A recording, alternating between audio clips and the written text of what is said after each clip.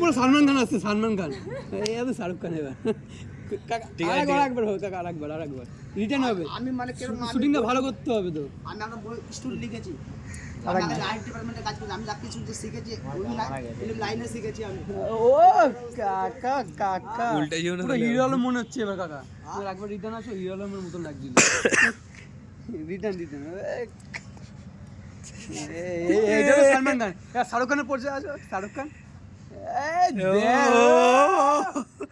কাকা একদম কাকা এবার জামাটা খুলতে হবে তো, নাহলে বুঝবে কি করে, ফেমাস হবে কি?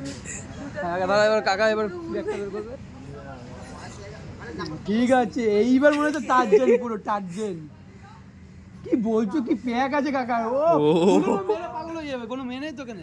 আমি কি মেয়েটা ছেলে? ও ইয়েস বলে আমাকে এরকম সিক্স প্যাক দেখ আছে তো পুরো টার্জেন, পুরো টার্জেন দেখ কাছ থেকে।